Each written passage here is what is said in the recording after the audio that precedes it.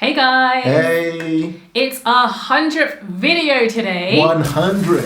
Amazing, right? So we thought today we'll do something fun and tell you about the 7 worst purchases that we have made. Yeah, these are purchases that are literally, we're going to be revealing things that we're somewhat embarrassed about, but things that we've learned a lot about ourselves actually on this money journey. Yeah. What else we're going to share today? Yes, I guess we'll share what we've learned Yep. from the silly purchases that we've made. Yep. So that you don't have to make those silly purchases yourself. Yep. Have you made any of these similar purchases yourselves? It'll be good to know. Let us know in the comments below. Yep. And as always, if you like this video, please like and subscribe. Thanks, guys. My name's Ken. And I'm Mary. Of the Humble Penny and Financial Joy Academy. What we do on this channel, guys, is to give you the tips, the insights, the practical hacks to help you work towards a dream life of financial independence and money joy. Okay, we're going to dive in now. This is going to be super candid. We're just going to have a bit of fun talking about these worst 7 purchases. And it'll be insightful because there'll be things that we're going to talk about. It'll be the first time Mary's talking about them in her own language and I'm talking about them in my own language as well. So this is going to be somewhat of a revelation, even for us. So we haven't planned this video out in the way that we normally plan videos. So we're just going to let this one roll and have a bit of fun. Okay, so should we jump in? And I'm going to kick off by saying that the first worst purchase pretty much of my life is that I spent a lot of money when I was 21 years old buying an expensive Mercedes. Okay, so we were looking at some pictures yesterday and we found this picture of me pretty much posing with this car, which we'll put up on the screen for you guys to see. You thought you were the guy. Yeah, well, you know, and I just reflecting on it now, it just feels like a completely different person. And I guess this is the thing about going on the money journey is that a real transformation happens, you know. The more you are conscious about money and what you're trying to use money to achieve, the more you become somebody else over time. So I kind of, when I looked at that picture yesterday, it felt like I was looking at a completely different person. Yeah. And that car cost me at least £15,000. Wow. Which when, yeah, exactly. This was back in... This is when I was 21. 21. This is when I was 21. And when I reflect on it now, I think to myself, wow, like that is a lot of money. That's a lot of money that just went down the drain. And the real motivation for actually buying the car, hadn't met you then, obviously, was Get the girls. was for more visibility. was for more visibility. Yeah. And I pretty much attracted the wrong kind of person as a result. Anyway, so too much money spent on a car, too much kind of broken hearts. And yeah, it was just one of those terrible mistakes. But when I met you, funny enough, speaking of cars, what car did you have? So I had a Vauxhall Corsa. Yep. Unlike you, I also bought my car when I was 20, and I think I spent like £4,000 on it. Yeah, but it was a decent Vauxhall Corsa at the time. So you were a lot more sensible, basically. I remember when we met, your door could barely shut on that.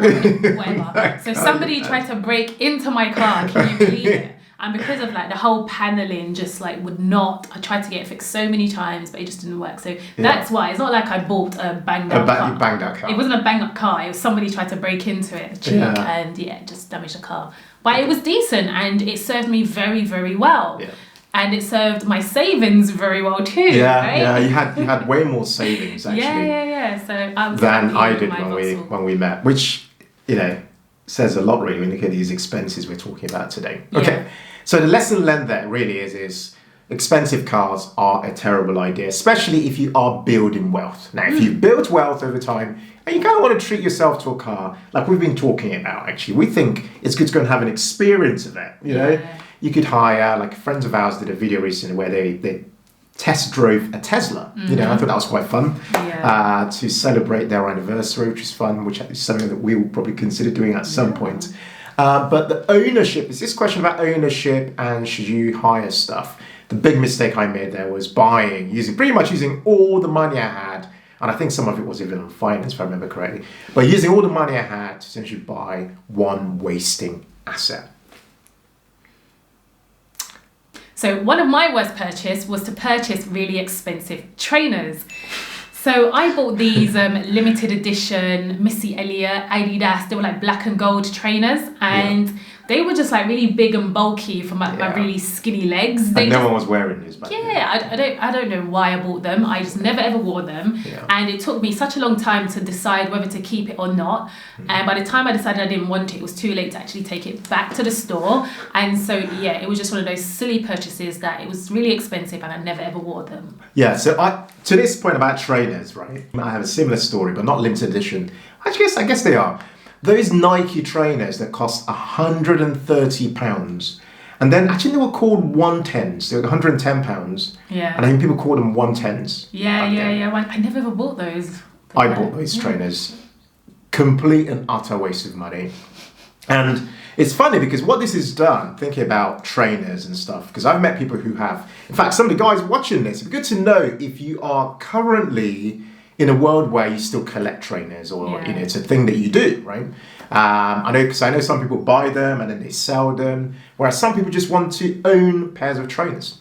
And I was one of those people who owned various pairs of trainers. And it's funny, I've gone the complete opposite. Now, I only really ever wear one pair of trainers, which if you've ever seen me speak anywhere and I'm wearing a pair of trainers, they're typically the same ones. They're kind of burgundy-ish in colour. They're Nike, one classic. And I bought them on a sale. And I think it was like £25 on a sale. They look good though. They look amazing. I love them. So I've kind of gone from having like collections of these 110s and these various kinds of trainers to actually just having like one pair that I mainly wear, and then like a couple of shoes that I wear for black, kind of plain shoes that I wear for stuff. So it's interesting really, because as I mentioned earlier, a lot can happen when you start to rethink money. Because I personally feel like I've gone to the complete extreme. Yeah. And what about those trainers that you saved like your whole summer job? You worked like the whole summer to get these pair of trainers. The Reebok Classics. to get the girls, right? Actually, and they didn't even notice. After all his hard work, like the job, like we have to put the description below. We'll put a picture up. We found, when we were looking at pictures yesterday, one of the pictures we found was, and I've talked about this when I talked about my 5 worst ever jobs.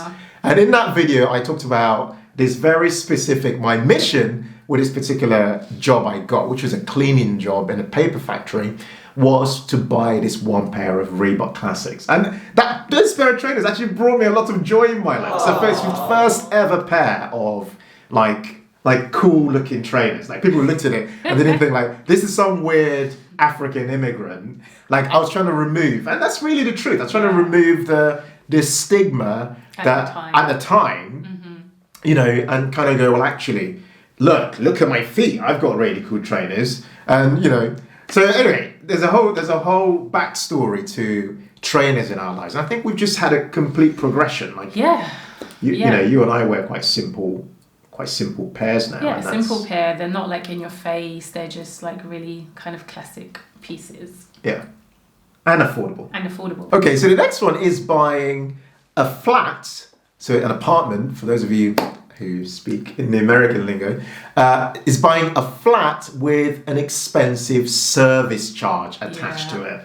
So this is one of those things where I always say to people, you have to be really cautious about what type of house you are buying. So this is my first ever flat, and I was just excited to own my own place, and they say to you, somewhere in the contract, somewhere in the leasehold of this property was the service charge. And in all the exuberance and the excitement, I just swept over that, and I thought, whatever, I just want to own my own place and I'll pay the service charge, what have you. But this apartment flat was essentially a very modern flat in a new building. And what I didn't know is a lot of these new builds have very expensive service charges. In fact, I'd love to know, for a lot of you guys who are just buying your own place or who might have just bought your own place, do you have service charges attached to your property? And what are you paying? And so for me, that was a very expensive mistake, because I started paying service charges of around £2,400 per year. Which is just crazy. Think about it. A huge amount. And this is not just a one-off thing. It's every single year you're paying this. Yeah. They repair the lifts, you get a big bill. They some people vandalize something, you get a huge bill. Yeah. So the point here really is this thing I've taken away is really where possible, focus on freehold properties or maybe apartments or flats within a more traditional building like a Victorian property that doesn't have a huge service charge attached to it. Yeah. And you hate paying the certificate every year. It's you're never happy. Just always it's just been nuts. Reminded about this service charge, but yeah. Okay, so what's your next one? Okay, so this is what I'll just call like a dumb purchase, really. It was MLM juices. Yeah. And so the first... MLM is what? Multi-layered... level marketing? Multi-layered marketing. Yeah. Anyway, so I made this purchase and it was quite a big order. I don't even think I realised how big the order was until it got delivered. And I thought, oh, okay, I didn't realise I'd ordered this much. All right, so I started, before I could even finish that order, like a month came by so quick and I got delivered another set. But what I didn't realise was that I'd set up subscription recurring payments. And in the end, I couldn't even get through all of the products. I had to drink some, had to give some away, and I had to chuck some away because it had expired before I'd even finished drinking like all of them. And the whole point of you doing this was to do what? Was to make money? No. It wasn't even to make money. I wasn't even interested in joining the scheme. It was just part of like a healthy kind of supplement to my diet, really. And it was just an absolute waste of money. Wow. Yeah, so I guess what I learned from that is I didn't know at the time that I'd set up recurring payments. Yeah. I don't know whether it was just like this small like messaging at the bottom where I had to uncheck a box to say I didn't want recurring payments. I don't know, but this product was introduced to me by somebody I knew, very dear to me. Yeah. And I guess you could say there was kind of a bit of social pressure, you know, to buy the products that I didn't necessarily want or need at the time. Yeah. And this is very common, this social pressure, because it's interesting. The journey towards financial independence will be filled with many opportunities like these, where people who are just your friends maybe might introduce things to you. And, it's quite hard to say no, but learning to say no can really help you over time, and it's not, we shouldn't frown at saying no to things. No. Right, this is the thing we've learned over time. Like saying no is good. It's good. It's very good.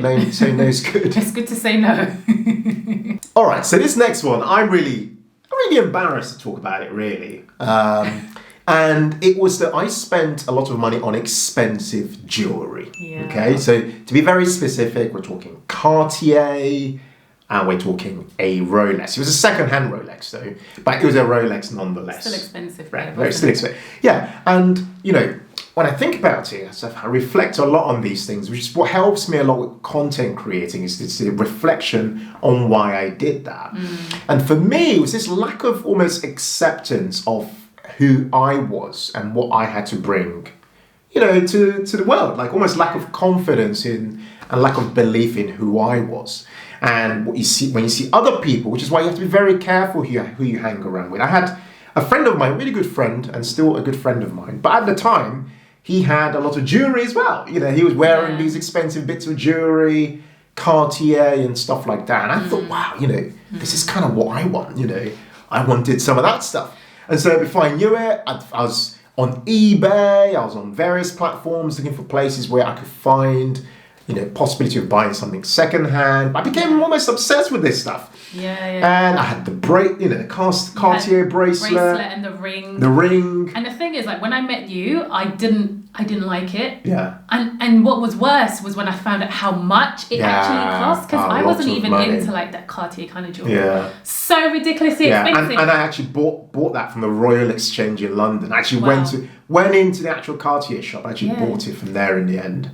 But and then that's a lot of money like locked away in like some essentially a vanity project, almost a status symbol, and this is the thing, again, there's a link between that and the car example I gave earlier, because again, underlying all that, this you might be asking yourself if you're in these shoes right now, is what is underlying your purchases? Like what do your purchases say about who you are at the moment, or who you are not at the moment? Because for me, the connection was the almost seeking status and a lack of self-confidence, kind of lack of almost having my own.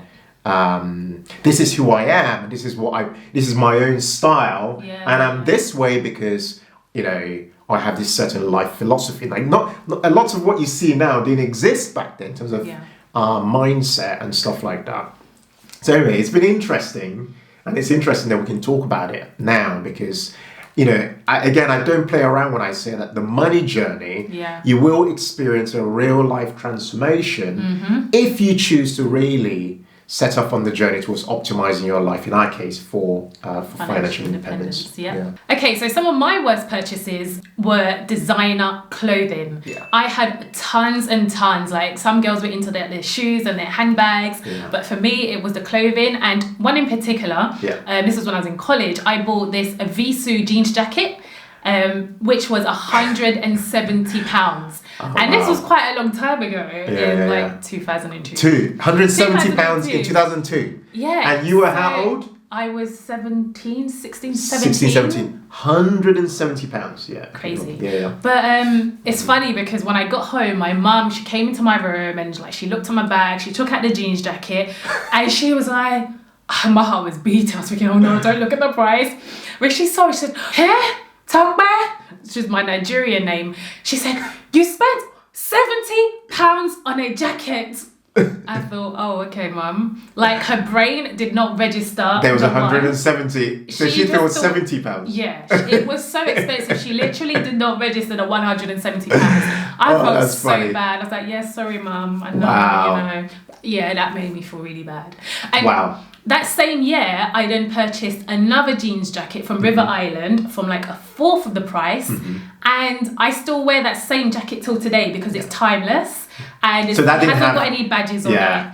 And even till today, like I still have people asking me, oh, that's a nice jacket. Like, where did you get it from? Yeah, look at the difference. Like literally a fourth of the price and I still wear it. Whereas that Visu jeans jacket, as well as all the other designers, I just they're in the wardrobe gathering dust. I was so embarrassed by those purchases. I didn't even take any of them with me to uni. I literally just left them in the wardrobe because again, it was this kind of status thing. Like so people could know I've arrived. So you get noticed, But then even that, like all of that attention you get, it's not necessarily good attention. It's actually bad. It just brings a lot of bad pressure. Puts a lot of pressure on you.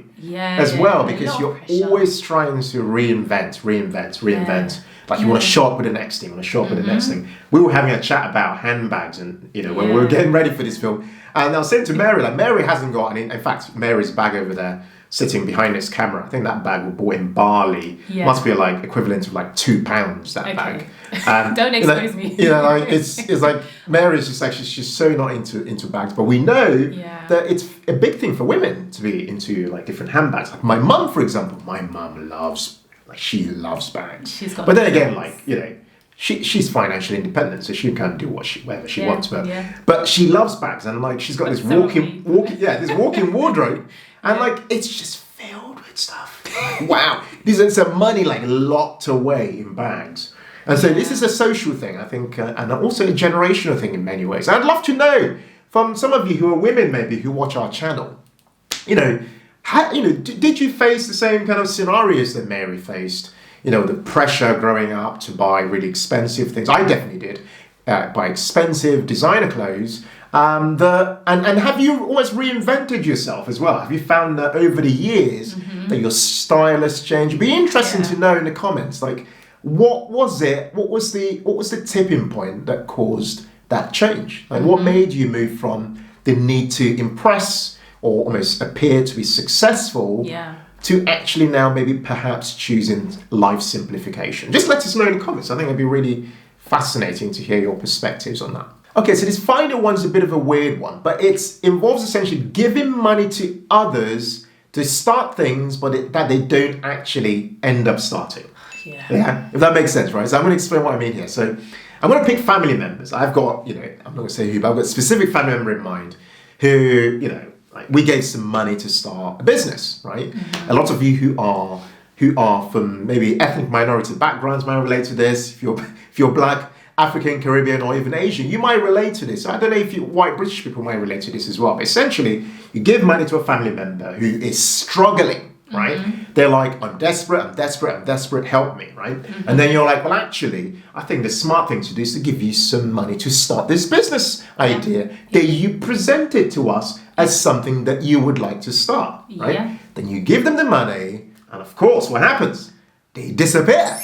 And they suddenly stop, and they stop contacting you or giving you feedback on what's going on, which I think is actually really very frustrating. It'd be interesting to know, actually, if some of you guys have this experience of dealing with, specifically family members or even friends or even, strangers. I don't know. But the point is, you've given them money to achieve a specific outcome. Might be to start a small business or something.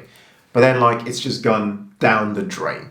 Yeah. So this is one example for me personally of, of possibly worst possible type of purchase. A bit where you spend money, but you're like, wow, I wish I hadn't done that, basically. Yeah. Guys, we really hope you've enjoyed this video today. Our 100th video on this YouTube channel. We hope you found it fun and interesting. What's interesting on reflection is that your purchases were so expensive. They were into the thousands. Yeah. And mine just about reached the hundreds. It's interesting. Yeah. But hope you enjoyed it. Hope you enjoyed it. If you really enjoyed this video, please hit that like button. Support our channel. It really helps to encourage a ton more other people to engage with our videos and watch them. If you're new to our channel, don't forget to hit that subscribe button as well as the notifications bell, so you get notified whenever we publish our videos twice a week, typically on a Tuesday as well as a Thursday. Okay? Thank you guys so much for watching. Thank you. And being part of this journey of us creating our 100th video on YouTube. So we love you guys. Thank you so much for your support. And take care. We look forward to seeing you on our next video. Take care. Bye for now. Bye.